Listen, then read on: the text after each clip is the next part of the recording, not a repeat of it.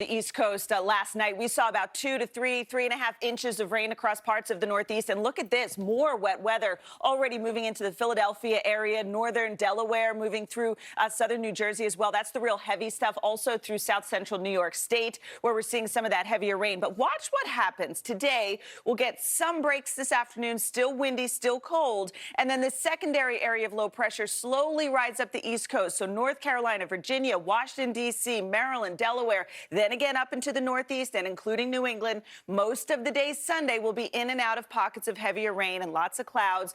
At times we'll get breaks, but then more wet weather moves in. Most of the activity Monday will be in the morning for the Mid-Atlantic and then through the day mostly across New England, and then it will finally exit as we go into Monday night, and then everything turns around for tomorrow. Now, we could see an additional 1 to 2 inches of rain, higher amounts still yet to fall across southeastern Massachusetts into Rhode Island. The heaviest totals will be along the coast, closer to that area of low pressure. Also want to point out that back through Kansas into Oklahoma, Texas, an area that is totally saturated, we are still looking at an additional 3 to 4 inches of rain, especially through the panhandles of Texas and Oklahoma. So that's another area that is still dealing with this wet weather. Kristen? And that's your latest forecast. Back to you guys. Feels like March for a lot of people. We are looking at freeze alerts. We've got frost advisories, freeze warnings. Obviously, this affects vegetation more so than us, but still, it's cold for us, too, across Wisconsin, back through Iowa, into parts of Michigan as well.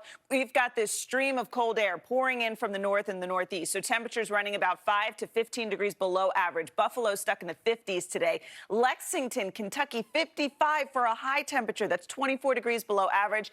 Chicago will be better than yesterday. We should get out of the 50s and get up into the mid-60s. Going into Sunday, 50s, that's it in Pittsburgh with a high of 59. Bristol, 66 degrees. Washington, D.C., only 62. Same in New York City. Portland, Maine, only 55 degrees. And then as soon as the weekend's over, we get our warmer temperatures back. We're looking at highs back up into the upper 70s in Philadelphia for Tuesday and Wednesday. Richmond's back into the 80s. Cleveland, mid to upper 70s after a high of 73 on Monday. And then Boston will go from 68 on Monday up to 73 on Tuesday to 77 on Wednesday. So warmer weather is coming, I promise. Let's look at the weather across the country. Now here's a peek out your window.